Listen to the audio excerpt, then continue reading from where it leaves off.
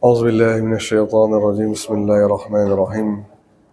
الحمد لله رب العالمين، والصلاة والسلام على أشرف الأنبياء والمرسلين، حبيبنا شفيعنا مولانا محمد بن عبد الله وعلى آله وصحبه أجمعين.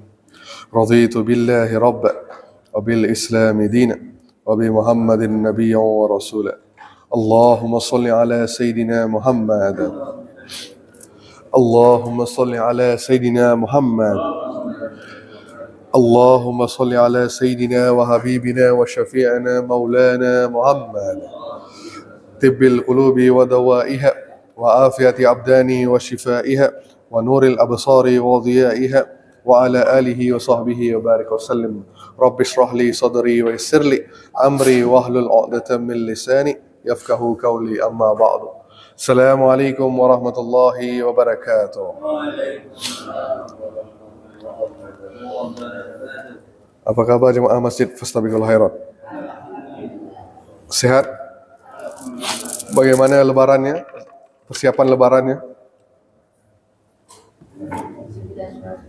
99% sudah siap. Berapa ekor haiwan kurbannya tahun ini?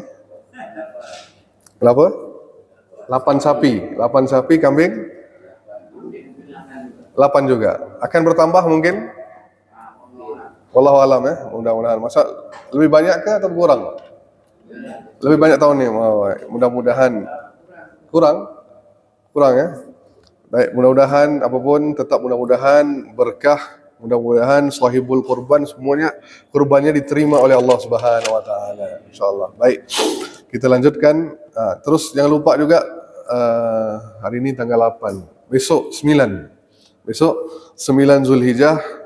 Jangan lupa untuk puasa sunnah Arafah. Puasa sunnah Arafah. Sebenarnya daripada tanggal 1 dah boleh berpuasa juga. Perbuatan sahabat Nabi SAW. Sahabat-sahabat Nabi biasanya mereka berpuasa daripada tanggal 1 sampai tanggal 9 Zulhijjah. Jadi boleh kita langsung berpuasa ataupun salah satu sehari ini pun boleh. Tapi kalau tidak mampu, paling tidak kita puasa tanggal 9 Zulhijjah, yakni puasa Arafah, yakni besok insyaAllah. Kan?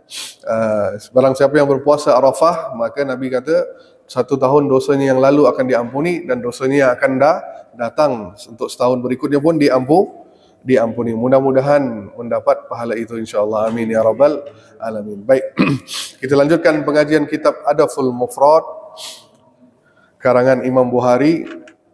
Kita berhenti di hadis yang ke-120 kemarin.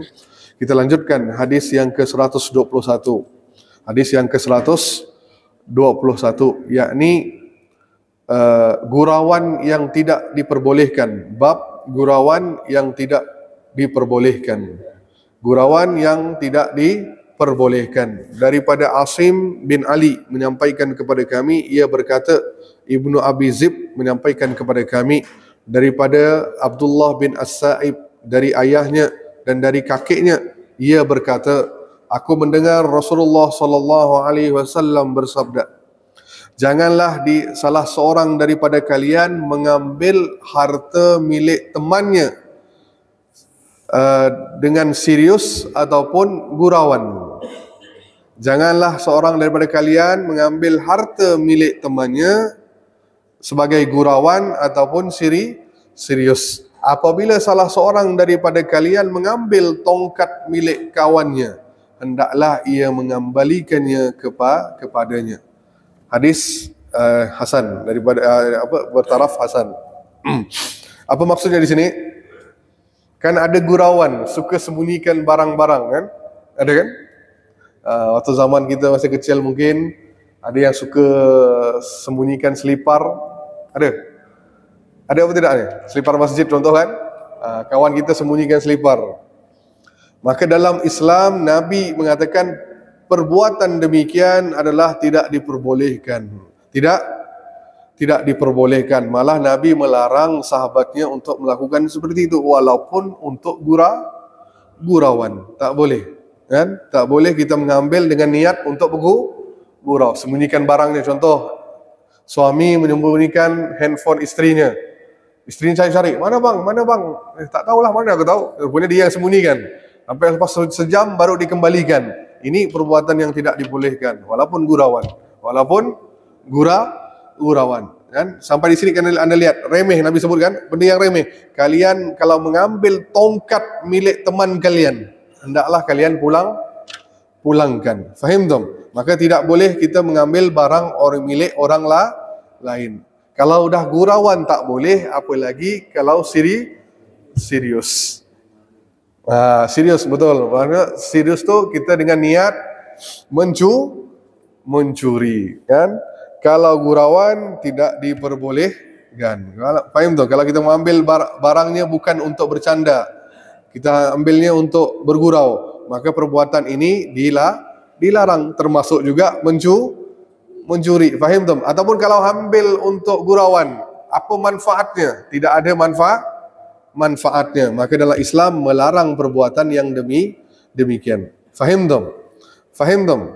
Maka jangan melakukan perbuatan seperti itu. Kenapa?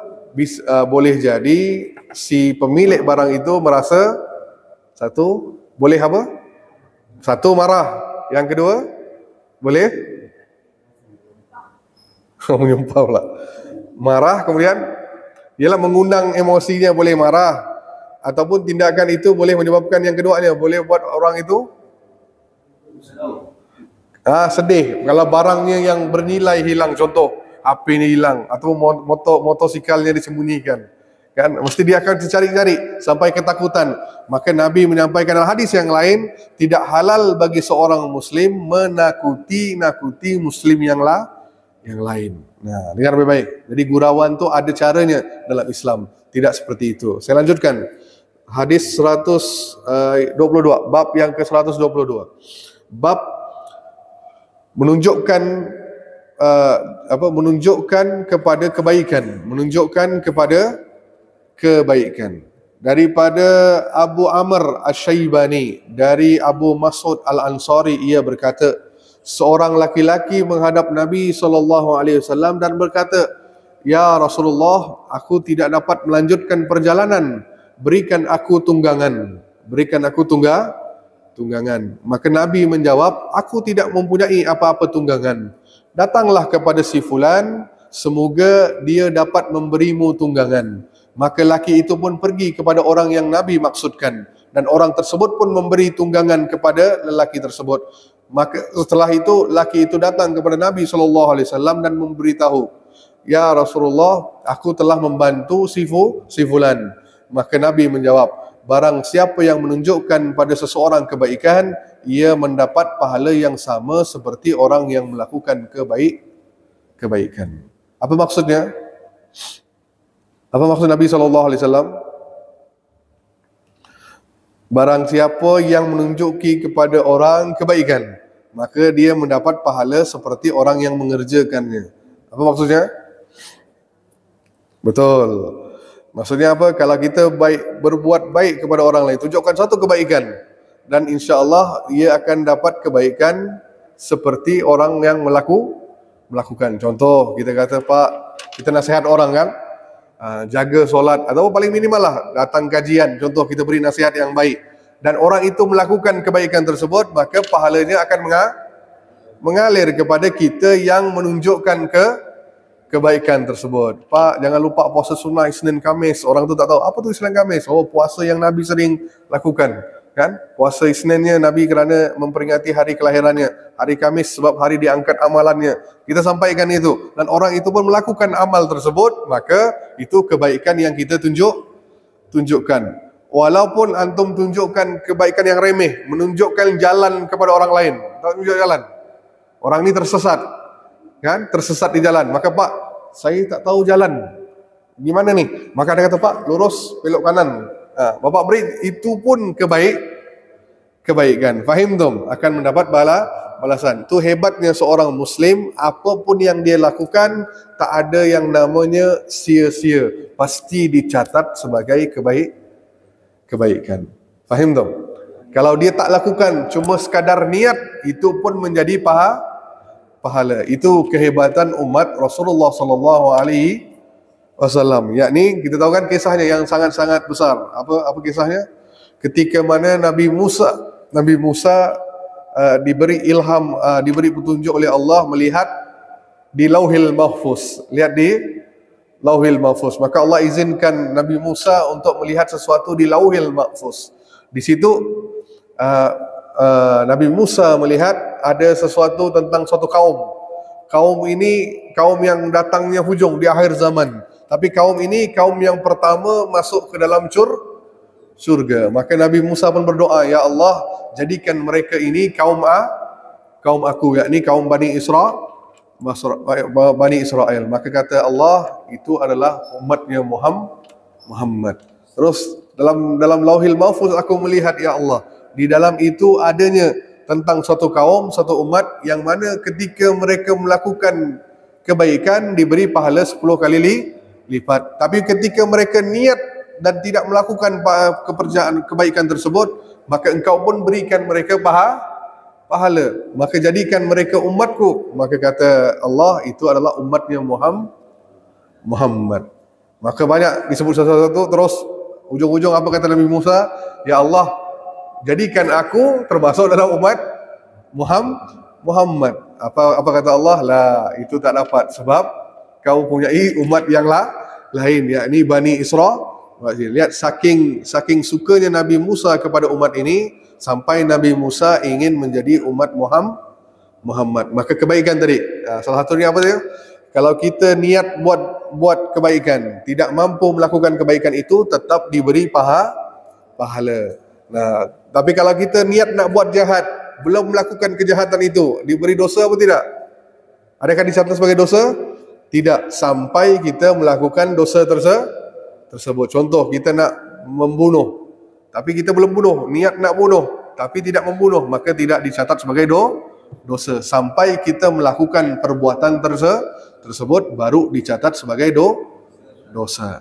Ni hebatnya umat Muhammad berbanding umat yang lain. Dia niat saja pun dicatat sebagai dosa.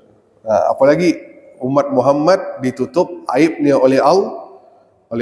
Maka jangan suka menyebarkan aib, membuka aib orang lain, sebab Allah menutupi aib umat Muhammad berbanding umat yang lain. Saya beri contoh, Bani Israel. Kenapa saya suka Bani Israel? So banyak pelajaran yang kita ambil daripada Bani Israel. Bani Israel, kalau dia buat dosa, langsung disebutkan dosanya keesokan harinya. Contoh, malam itu dia minum khamar, besok hari di depan pintu rumahnya akan tercatat dosanya, jam berapa, siapa yang lakukan, dan di mana dia lakukan. Langsung di depan rumah tercatat dosa yang dilakukan malam tadi. Boleh bayangkan kalau kita buat dosa di zaman Bani Israel, langsung Allah buka aib dan sebutkan dosa yang diperlakukan. Kita adakah demikian? Allah masih menutup aib kita. Tidaklah Allah buka. Walaupun apapun dosa yang kita buat, selama ia masih kita sembunyikan, maka tetap Allah tidak akan buka aib tersebut. Faham tak? Itu kehebatan umat Muhammad sallallahu alaihi wasallam. Termasuk juga kurban. Kalau di zaman dulu, syariatnya umat terdahulu, langsung akan tahu kurbannya diterima atau ditolak.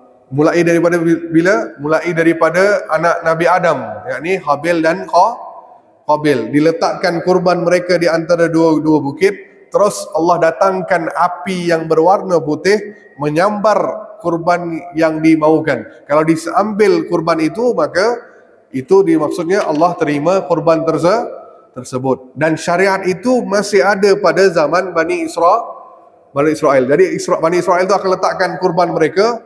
Kalau datang api putih menyambar kurban tersebut, maksudnya Allah terima. Kalau api itu tak datang, maka Allah tidak terima. Coba bayangkan kalau zaman ini ada seperti itu. Senanglah kita tahu diterima atau tidak. Tapi Allah masih simpan itu sampai di akhirat kan. Ada hadis Nabi SAW. Haiwan-haiwan kurban kita akan datang di akhirat kan, dengan kukunya, dengan bulunya, dengan tanduknya, dan akan menjadi saksi untuk orang-orang yang berkorban.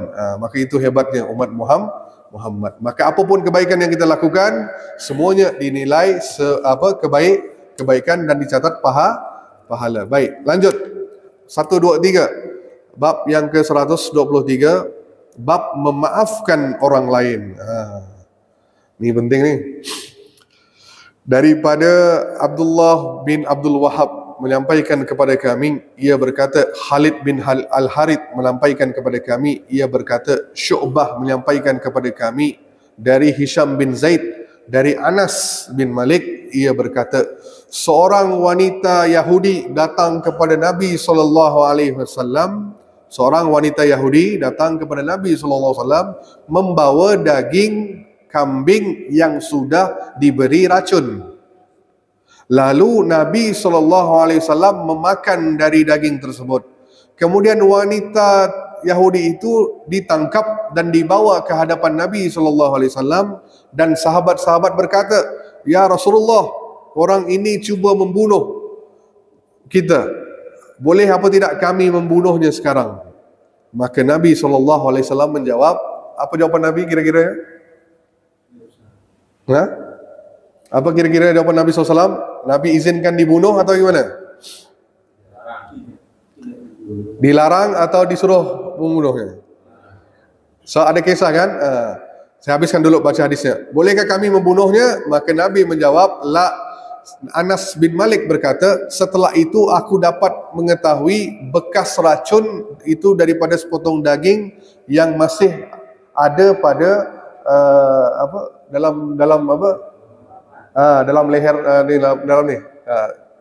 dalam mulut Nabi SAW. Baik, ini kisah sahih, hadis sahih bahawa Nabi pernah diracun. Nabi SAW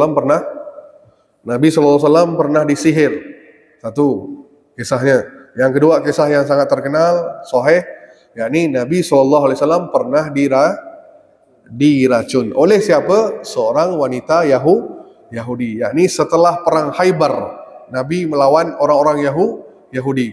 Nabi pun menang ke atas orang Yahudi, maka Nabi pun melawan orang-orang Yahudi Khaybar.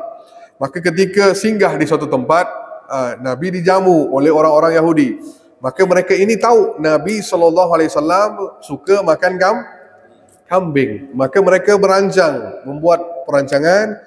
Okey, kita buat perancangan, hidangkan seekor kambing yang mana di dalam itu dimasukkan racun, biar Muhammad makan dan mati. Maka perbuatan itu disuruh oleh, maksudnya dilantik seorang yang melakukan perbuatan tersebut, yakni seorang perempuan Yahudi disuruh untuk melakukan perbuatan tersebut. Maka perempuan ini pun tanya pada sahabat, Nabi kamu ni suka makan apa? Suka makan kambing. Bahagian mana Nabi suka makan? Kambing. Kepala ke, kaki ke? Bahagian mana Nabi suka makan kambing? Yes, bahagian kaki depan ataupun paha depan kambing tersebut. Maka ketika mendengar perempuan Yahudi ini, dia buat apa? Dia tak letak di situ saja, diletakkan semua bahagian kambing itu ada racun, tapi di bahagian paha depan ditambah racunnya. Ditambah. Maksud semua kambing itu ada racun, tapi di bahagian paha depan diberi double, lebih. Sebab Nabi akan makan, dihidangkan. Maka kata perempuan itu, ketika orang Yahudi suruh berbuat demikian, maka perempuan ini kata, kalau Muhammad ini benar-benar seorang raja, dia cuma raja bukan nabi, pasti dia akan mati. Tapi kalau Muhammad ini seorang nabi, pasti Tuhannya akan memberitahu tentang racun ini. Maka perempuan itu pun hidang. Maka Nabi SAW ada sahabat-sahabat, waktu itu di sebelah sahabat Nabi ada seorang namanya, saya lupa namanya, Ibnu Barra, sahabat Nabi SAW. Beliau pun duduk. Jadi Nabi dihidangkan depan kambing yang dipanggang. Nah, terus Nabi suka, terus Nabi pun ambil sepotong, pun Nabi makan. Barra yang duduk ni pun ambil daging kambing itu, seorang sahabat, langsung dia pun makan. Sahabat lain belum sentuh, seorang sahabat saja yang duduk sebelah Nabi, dia pun makan. Nah, ketika Nabi tengah mengunyah, ni hebatnya mukjizat Rasulullah SAW, langsung daging yang ada di mulut Nabi itu berbicara kepada Nabi SAW. Nah, ini hebatnya Nabi SAW. Daging, maksudnya daging yang dah dimasak mati, boleh berbicara. Ya Rasulullah, sesungguhnya aku sudah dimasukkan dalam ini racun. Jangan telan ya Rasulullah. Jangan telan. Langsung Nabi Muhammad kata, siapa yang masak kambing ni? Enak, panggil orangnya. Dipanggil. Ternyata sahabat yang telan ni meninggal. Maka semua sahabat terkejut. Siapa yang lakukan? Dipanggil perempuan itu. Nabi langsung, cuma Nabi tak tanya kenapa letak racun. Cuma Nabi langsung kata, kenapa kau buat demikian? Kenapa kau buat? Maka langsung perempuan itu kata, ya Muhammad, aku dengar kalau kau seorang Nabi, pasti kau tahu bahawa ia ada racun. Ternyata kau memang seorang Rasul. Memang aku disuruh untuk berbuat demikian, untuk membunuhmu. Maka sahabat ini pun meninggal. Maka dalam Islam kalau ada seorang meninggal, apa dilakukan? Apa balasannya? Dibunuh kan? Kisos, betul? Kisos. Maka ada pendapat yang mengatakan sahabat lain minta dikisos, ataupun keluarga sahabat yang meninggal ini minta dikisos. Ada yang pendapat yang mengatakan Nabi menyerahkan kepada keluarga ni, terserah kamu nak dia mati ataupun tidak perempuan ini. Tapi ada pendapat yang lebih kuat, termasuk yang Imam Bukhari sebut di sini, bahawa Nabi tidak menyuruh perempuan ini dibunuh. Nabi lepaskan. Nabi maafkan dia. Kemudian ada riwayat yang mengatakan perempuan itu pun langsung memeluk agama Islam. Mungkin berkat kerana Nabi SAW memaafkan orang lain tadi. Maka apa intipati ceritanya? Maka disebut selama 3 tahun, Nabi kan hidup setelah itu. Itu terjadi pada tahun ke-6 Hijriah, 67 Hijriah. Maksudnya Nabi wafat tahun ke-11. Tahun ke-11. Maka hampir 3 atau 4 tahun Nabi masih hidup. Tapi Nabi sering ngadu kepada Aisyah, ya Aisyah, aku masih merasa bekas racun di kerongkongan ini. Masih aku rasa sakit, seperti urat nadiku terputus. Nabi masih merasa itu. Sampai ada ulama yang berpendapat Nabi mati syahid. Allahu a'lam bishawab. Saya tak berani berkata begitu, kan? Nabi kita tahu makamnya tinggi, tidak seperti manusia yang lain. Ada yang kata Nabi mati wafat kerana diracun. Wallahu a'lam bishawab. Itu bukan urusan kita untuk menafsirkan demikian, kan? Kalau bagi saya serahkan kepada benda ni tak penting pun. Faham tak? Yang penting Nabi dah wafat, kan? Dah wafat, terserahlah kita berikan kehendaknya kepada Allah bagaimana jadinya. Tapi yang pasti Nabi sering mengadu bahawa sering merasa bekas racun. Nah, kalau Nabi meninggal boleh langsung meninggal, tapi Nabi tidak wafat waktu itu, masih ada 3 atau 4 tahun Nabi masih terus hidup. Itu menunjukkan bahawa Allah masih menjaga Nabi SAW. Salah satu penyebab Nabi jatuh sakit di hujung usianya, salah satunya mungkin kerana racun yang masih berada dalam tubuh badan Nabi SAW. Faham tak? Maka di sini menunjukkan bahawa apa dia? Yang pertama, apa dia? Memaafkan. Sebelum memaafkan orang lain, apa dia? Boleh menerima hadiah daripada orang musyrik. Boleh faham? Non-Muslim kalau beri sesuatu pada kita terima. Seperti mana perempuan Yahudi bawakan Nabi kambing yang panggang. Nabi pun makan. Itu menunjukkan boleh menerima hadiah daripada non-Muslim. Tidak ada masalah. Terus yang keduanya, memaafkan orang lain. Memaafkan orang lain. Walaupun orang itu menzalimi kita. Allah. Dapat anda lakukan itu? Mudah atau susah? Pak Asep, Ali Imran ayat 134. Ali Imran 134. Kita semua tahu ayatnya. Surah Ali Imran ayat 134.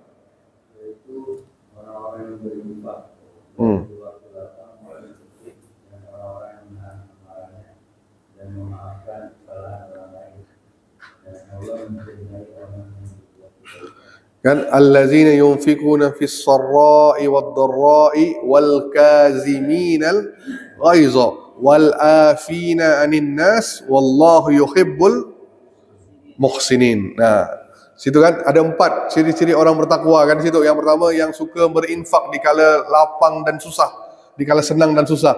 Terus yang penting di sini 3 poin yang disebutkan. Wal kazimina ghaiza, orang yang menahan amarahnya. Terus wal afina anin nas, memaafkan orang lain. Terus wallahu yuhibbul muhsinin. Muhsin. Apa itu muhsin? Orang yang berbuat kebaikan. Kebaikan kepada siapa? Kebaikan pada orang yang menzaliminya. Ini yang makam yang paling tinggi. Faham tak? Tahan marah, maafkan orang lain. Lebih daripada itu, berbuat baik kepada orang yang kita benci, orang yang kita paling tak suka. Nah, sampai makam itu sudah sampai ke belum? Maksudnya adalah hati kita masih ada penyakit hati. Kalau masih belum memaafkan orang lain, maka anda masih belum layak disebut umat Muhammad sallallahu alaihi wasallam. Betul? Kalau umat Muhammad, Nabi memaafkan kesalahan orang lain. Walaupun orang itu cuba bunuh Nabi, meludahi Nabi, mencaci maki Nabi, semua dibuat ni. Tapi Nabi masih memaafkan.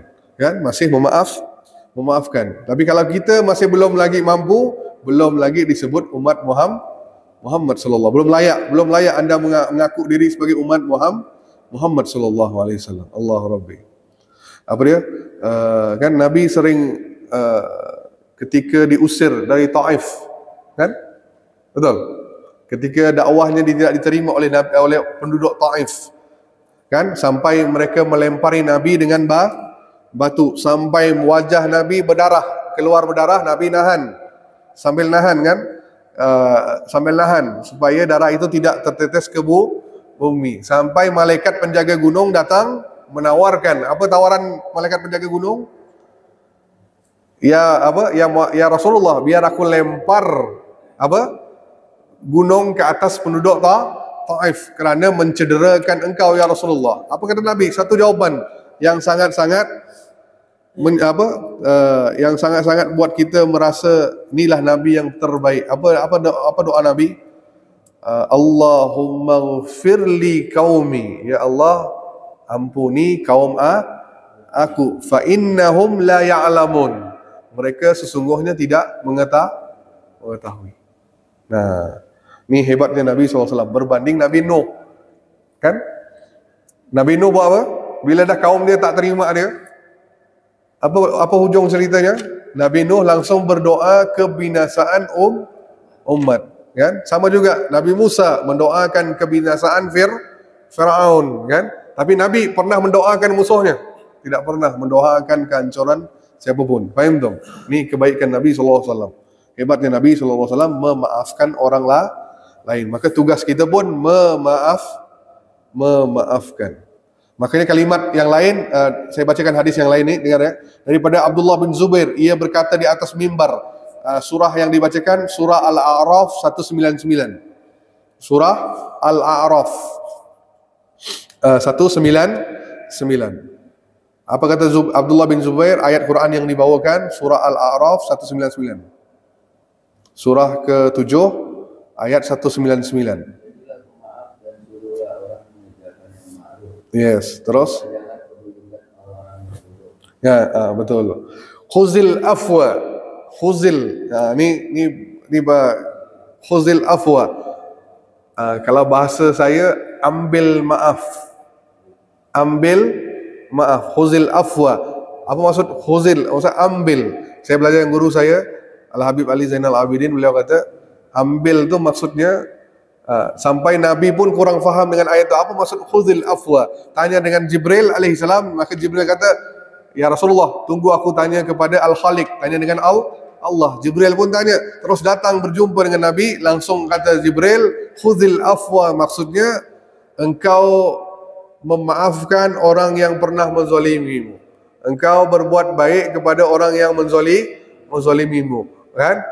Terus yang pertama, engkau menahan marah, berbuat baik, memaafkan dan berbuat baik. Maksudnya semua orang yang pernah buat jahat pada kita maafkan, tidak berdendam, malah tidak iri kepadanya. Berat atau susah? Susah? Berat atau susah? Dua-duanya sama. Bu, senang bu? Boleh maafkan orang lain? Jujur? Jujur bu, boleh maafkan orang lain? Tergantung. Tergantung gimana tergantungnya nih? Tergantung kesalahannya. Nah, baca kalau kesalahannya besar sampai bapak difitnah, dihina, nah, dijatuhkan, besar kesalahannya. Hah? Pelakor maksudnya pelakor? Pelakor maksudnya? Mengambil? Oh, dia berpura-pura munafik. Ya, apapun dia buat kesalahannya macam mana? Nah, maka tugas kita maafkan. Orang yang banyak memaafkan orang lain, dialah yang paling banyak dapat maaf dari Allah. Boleh faham? Makin banyak anda beri maaf pada manusia, andalah orang yang paling banyak dapat maaf dari Allah Subhanahu Wa Taala. Ini besarnya bab maaf nih. Maafkan kesalahan orang. Tapi kalau bagi saya pun memang berat, sangat-sangat berat. Tapi kalau anda dah boleh memaafkan orang lain, itu dah makam yang paling tinggi. Anda lah ahli syurga. Pasti. Apa dia? Pasti anda tu ahlus jannah. Faham? Pasti syurga. Ini ada orang tu saya sering dengar, Ustaz, orang ni zalim dengan saya. Tunggulah, saya akan minta balasannya di akhirat nanti. Di akhirat pun belum tentu ente selamat. Betul. Macam yakin dia selamat, faham tu? Macam nak nuntut di akhirat. Di akhirat pun kita belum dijamin selamat. Kita sendiri belum dijamin. Apalagi antum nak mengharapkan orang lain dituntut. Faham tu? Jelas apa tidak ni? Maka tugas kita memaafkan. Seperti yang kita bahaskan kemarin. Ibu-ibu kan nanya kan? Apapun dia buat, maafkan. Tak usah dilapor ke polisi, tak usah minta apa kemarin tu? Minta duit. Minta balasan apa? Duit kan ada? Mana ibu tu? Ada datang? Ada. Tak usah minta duit ke apa tak. Yang tugas kita maafkan dia sahaja. Itu dah dapat kebaikan yang paling besar. Ingat kisah ni kan pernah saya sampaikan. Tentang saya pernah sampaikan. Apa dia? Nabi duduk di masjid bersama sahabat-sahabat besar. Nabi langsung kata, sebentar lagi akan masuk orang yang ahli syurga. Semua sahabat lihat, siapa orang ni? Terlihat datang seorang sahabat yang tidak masyhur, tidak terkenal. Orang pun tak kenal dia. Sahabat yang besar seperti Abu Bakar, Umar, Utsman, bukan. Sahabat yang biasa. Terus hari kedua pun Nabi sebut, sebentar lagi akan masuk orang yang ahli syurga. 2 kali Nabi sebut, 3 kali Nabi sebut. Maka di antara sahabat tu merasa ingin tahu. Yang ini seorang sahabat Abdullah bin Amr.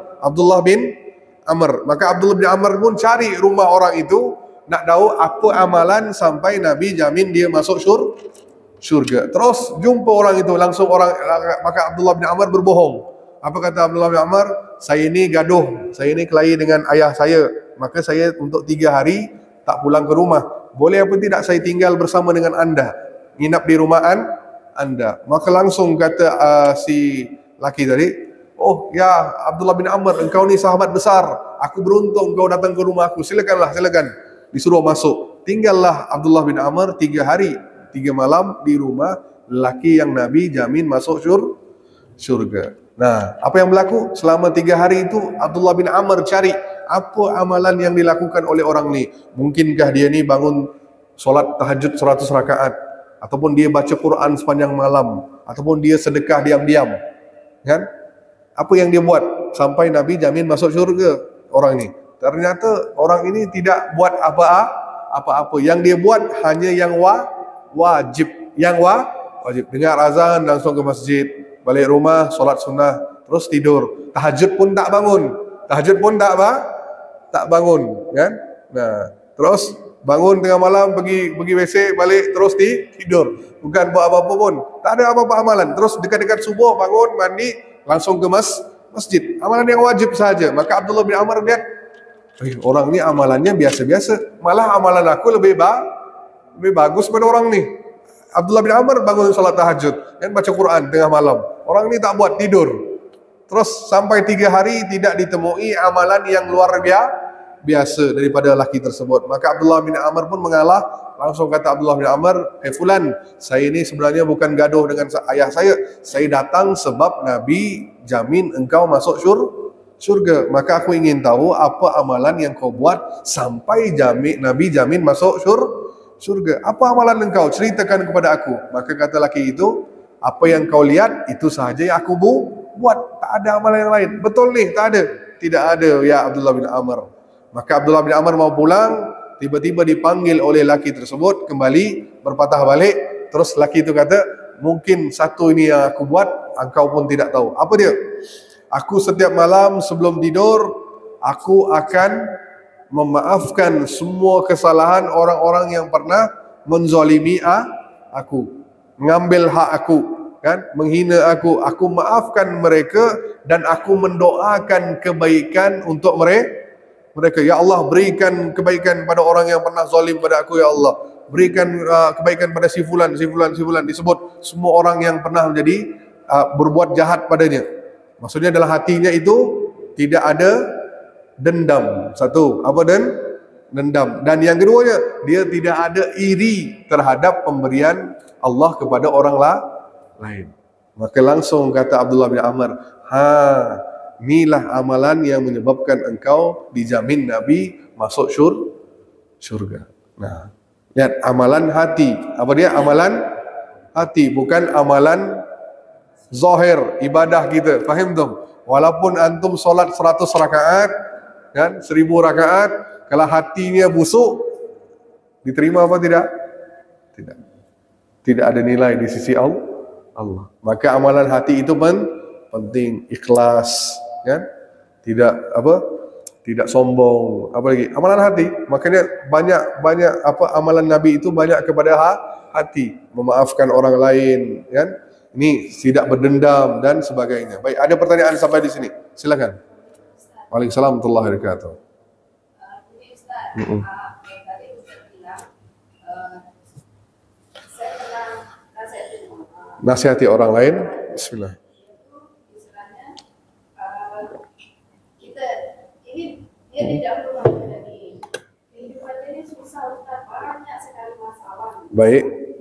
Terus karena dia berapa kita terus kita bilang mana lagi yang tidak susah, saya bilang itu enak-enak, nggak mau bangun malam, nggak mau itu misalnya dia yang pada lah gitu kan. Jadi berkomentar tentang amalan dia. Karena itu misalnya keluarga kita lagi misalkan. Jadi terus ada yang jelek kita, ada yang kata betul mas sholat tahajud, sholat aku, sholat malam pagi aku masuk surga. Kata betul Ustaz bilang tadi kan betul itu masuk surga. Tapi kan kita bilang iya sih surga kan milik kita gitu bilang, tapi kalau tidak surga dunia aja kita tuh udah dapat kan gitu bilang itu. Itu gimana Ustaz? Ada surga dunia? Saya mau ada surga dunia? Ada Ustaz lagi kalau kita bisa makan enak itu kan ada surga. Oh. Bayar hutang itu kan udah surga, bisa bayar hutang kan itu surga. Berarti masalah kita kan selesai Ustaz. Nah itu gimana Ustaz? Jadi ibu komentar orang itu susah. Terus ibu kata orang ini tak bangun tahajud, orang ini tak sholat duha. Jadi dia susah ya itu. Kalau dalam bab-bab hal-hal sunnah kita tak perlu berkomentar. Tapi kalau yang wajib, kalau dia tinggalkan solat fardu, kita nampak dia orang ini tak solat fardu, itu wajib kita tegur, nasihati dia kembali solat, itu benar. Tapi kalau bab-bab dia tak bangun tahajud, dia tak itu amalan personal, ya, amalan apa? Pribadi. Dia buat ke tak buat ke itu terserah dia. Faham tak? Tugas kita kalau dia melakukan yang ingkar, yang jahat, ataupun dia tak buat yang perkara yang wajib, baru kita tegur, baru kita komentar. Mungkin dia tu susah, memang Allah ujinya seperti itu. Faham tak? Masing-masing tingkatan ujian kita berbeza, tidak sama. Maka tidak perlu kita berkomentar demikian. Cuma nasihati dia hal yang baik, banyakkan beramal baik, amal soleh. Itu ya. Tidak usah sebutkan yang ini khusus, tidak perlu khususkan. Sebutkan perbanyakkan amal soleh, mudah-mudahan dengan itu akan mendapat jalan keluar. Contohnya diampuni dosanya, dibukakan jalan kebaikan untuk dia. Contoh, itu tidak. Ya, terus, dah. Nah, gitu tidak. Maksudnya nasihati dia untuk melakukan amal soleh saja. Yang lain banyakkan doa. Terus jangan mengeluh, bilang gitu kan. Jangan mengeluh atas hidup susahnya, jangan pernah mengeluh. Orang yang mengeluh pasti makin tambah susah. Itu kalau Itu sebabnya. Bagi saya lihat dari sudut itu. Kerana si fulana itu atau perempuan itu banyak mengeluh, maka Allah tidak mencabut kesusahan. Kalau kita mengeluh, bukan maksud tak boleh mengeluh. Mengeluh dengan Tuhan, kita merayu dengan Allah, itu benar. Faham tak? Jangan mengeluh. Aduh, kenapa aku ni susah ya? Orang lain senang hidup dia. Itu perbandingan. Faham tak? Keluhan yang berbentuk dia seperti tidak menerima ketentuan Allah. Itu yang tak boleh. Tapi kalau dia mengeluh depan Allah, ya Allah, aku ni sangat berat ya Allah. Itu pengaduan dia dengan Allah. Itu tidak masalah. Aku ni hamba-Mu yang lemah ya Allah, tak mampu ya Allah. Aku melakukan diuji seperti ini ya Allah. Itu keluhan dia dengan Allah. Itu tak ada masalah. Tapi kalau dia mengeluh depan makhluk lain, itu tidak baik. Kita sampaikan, jangan ngeluh.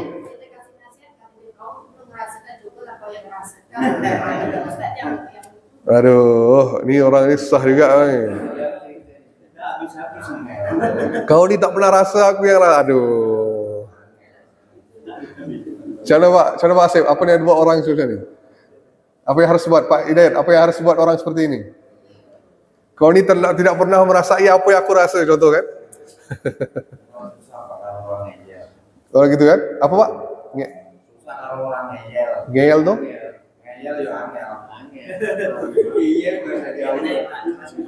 Oh, keras kepala. Oh, dia merasa. Oh. Doakan kebaikan dia.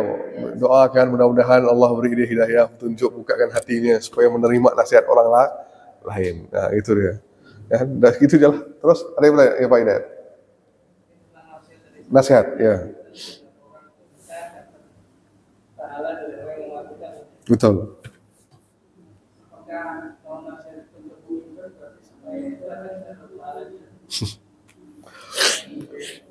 Pemimpin mana nih?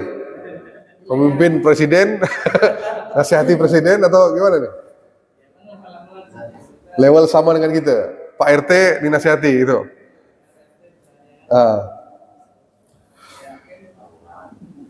Nasihat itu tidak mengenal pangkat darjat. Faham dong? Tidak mengenal orang. Nasihat itu boleh kita berikan. Memang satu kewajiban kita belajar kan kemarin. Di antara kewajiban seorang muslim kepada muslim yang lain, ya saling menasihati. Salah satu kewajiban seorang muslim kepada muslim yang lain, saling menasihati. Maka harus kita sampaikan nasihat itu. Kalau nasihat itu baik untuk dia. Amalan RT kan lebih besar pahalanya. Itu bukan soal macam mana kita tahu amalan dia lebih banyak. Tidak, itu hal pribadi. Kita tak nilai. Siapa yang berani kata saya ini pasti masuk surga ada? Kita solat subuh tadi pun belum tentu diterima oleh Allah kan? Belum tentu. Kan? InsyaAllah itu amalan itu sah-sah saja. Diterima atau tidak Allahu a'lam. Tapi dari sudut zahiriyah sah. Dah solat di masjid dan sebagainya. Tapi amalan orang lain tak bisa dinilai begitu. Tugas kita menasihati. Maka Nabi walaupun itu anak kecil, Nabi tetap terima nasihat. Faham tu? Walaupun itu anak kecil, tidak merasa Nabi ini aku ni tua, tak boleh terima daripada yang muda. Tak seperti itu. Cuma kita jangan ego lah Pak. Apa ego? Itu tadi kan ego tadi, keras kepala ya. Ego. Merasa diri yang dia merasa dia yang benar. Kalau ada orang nasihati, alah cermin muka kau dulu lah ya, tak payah sibuk. Dia pula berkata gitu. Tak usah. Faham tu? Ini orang yang ego. Bukan begitu. Siapapun nasihat, terima nasihat itu. Faham tu? Jadi orang yang tak mau menerima nasihat, dia merasa dia yang paling bagus. Walhal dia belum tentu bagus di sisi Allah. Baik, ada pertanyaan lain? Ada lagi? Ya. Masalah maafkan. Lebaran nih. Ya. Kalau kita dizalimi orang. Lanjut. Kita selalu memberi maaf ke dia. Baik. Tapi kalau yang khusus Ustaz, misalnya kita diganggu, apa itu harus dimaafkan terus. Istri kita diganggu, luar biasa juga. Cegah kemungkaran, ya. Cegah kemungkaran itu kan kewajiban. Cegah kemungkaran. Kalau orang tu mencuri, takkan, bang, curi lagi bang, nanti saya maafkan awak, kan? Tetap kita cegah dia daripada mencuri. Tapi kesalahan dia dimaafkan. Jangan diingat-ingat. Itu maksudnya. Jelas Pak, walaupun orang itu buat apapun kesalahan yang besar, bunuh orang umpamanya, bunuh ahli keluarga kita, memang berat. Maka di situ datangnya kisos supaya lega hati seorang ahli waris meninggal seseorang kan. Maka dalam Islam itu ada kisos kan, ada dia punya balasan yang diberikan kepada orang itu. Maka dalam hal yang lain, kalau orang itu menzalimi kita, ganggu harta kita, ambil apa kita, memang berat kan, tapi jangan diingat-ingatkan. Maksud jangan dia terus orang ni dulu curi barang aku ni. Ni maksudnya dia berdendam, masih lagi ingat. Maksudnya kalau dah tak mau maafkan pun dah cuba menjauhilah. Maksudnya untuk supaya saya ni tidak bersuuzon, tidak berprasangka, saya menghindari. Itu lebih baik. Itu je Pak, hindar je lah. Orang itu kalau Bapak belum bersedia maafkan dia, Bapak menghindar supaya tak timbul suuzon. Tahu kan suuzon? Berosok sangka dia. Orang ni masih ni, oh dia masih mencuri lagi ni nampaknya. Bapak pula ingat gitu. Walhal orang tu dah bertaubat. Faham tak? Kan? Bapak masih mikir gitu lagi. Sebab apa? Dia pernah berbuat itu kepada Bapak. Makanya Bapak, yang kita benci dalam Islam itu adalah kesalahan seseorang, bukan individu. Tapi kita menghukum individu. Boleh faham Pak maksudnya? Dalam Islam yang kita marahi itu, yang kita benci kesalahannya. Contoh, ada laki yang minum khamar, yang kita benci perbuatan dia minum khamar, bukan orangnya. Jangan pula Bapak nyalahkan dia, keturunan dia, bukan. Kita benci pada perbuatan dia. Jadi kalau dah dia tinggalkan perbuatan itu, dah kita terima dia dengan hati yang terbuka. Tapi kita masih, orang ni mabuk lah, tak mau aku berkawan dengan dia. Langsung menghukum dia Pak. Faham? Tapi dalam hukum Islam kan ada hukum kisas Pak. Ya, kisas untuk kesalahan yang besar tadi. Ya. Setelah itu dimaafkan. Balas lagi kalau itu kan kisas. Balas yang mana? Takkan dia caci bapak pula caci dia. Bukan itu kisos. Kisos itu ada aturannya, bukan semua hal di kisos Pak. Paham? Bukan semua hal. Belum tentu. Kalau dia copet untuk kerana lapar, tidak dipotong jari. Kalau dia mencuri untuk menanggung keluarganya, kalau dia mencuri dalam keadaan bapak izinkan kecurian itu berlaku. Contoh, bapak memang sengaja tinggal dompet sana terlupa, orang tu ambil, curi, itu dia tak dipotong tangan. Sebab bapak yang tidak menjaga barang bapak. Jelas? Dalam aturan, maka saya kata Bapak perlu lebih belajar memahami kisos. Kan kita belajar kemarin. Saya kata dalam detail tadi, kisos tidak semua langsung dikisos potong jari lah. Dia bergantung pada kesalahannya. Dan jelas, ada tak ruang orang ini memang dah simpan barang. Contoh mencuri tadi. Dia mencuri bukan kerana lapar. Dia mencuri bukan kerana apa? Bukan kerana dia ingin menanggung keluarganya tadi. Kalau bab ini dia tak boleh dipotong tangan. Faham Pak? Kalau dia mencuri kerana lapar tadi, tak ada kasih makan, tak ada pekerjaan, itu bukan dipotong tangan. Tidak dipotong tangan. Yang potong tangan untuk masalah yang betul-betul serius nih. Bapak dah simpan barang di tempat yang selamat. Maksudnya tidak buka peluang untuk mencuri. Tiba-tiba dia datang dan mencuri. Nah, situ baru akan dipotong tangan.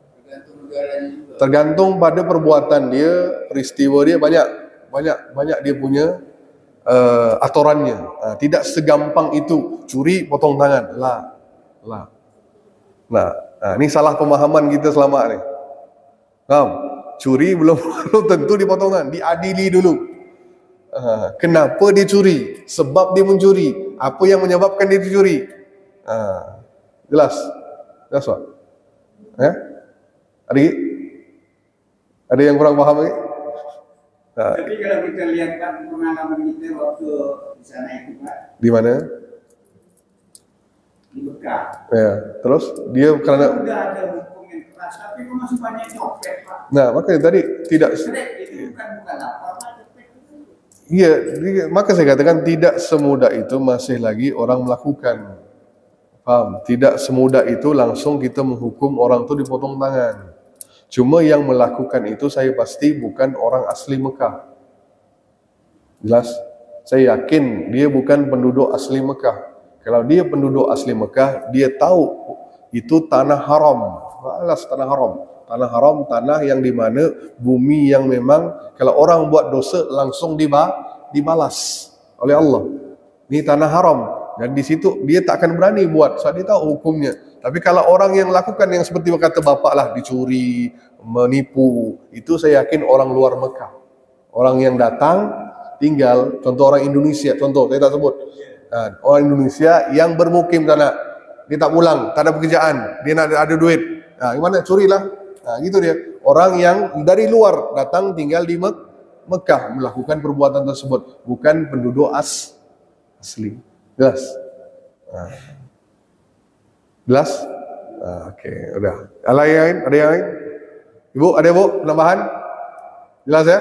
Jadi banyak-banyakkan memaafkan kesalahan orang lain. Mudah-mudahan kita mendapat maaf dari Allah Subhanahu wa Ta'ala. Itu sahaja, kita akan sambung lagi minggu depan. Wabillahi taufiq wal hidayah. Assalamualaikum warahmatullahi wabarakatuh. Tutup dengan tasbih kafarah. Subhanallah bihamdika asyhadu an la ilaha illa anta astaghfiruka wa atubu ilaik.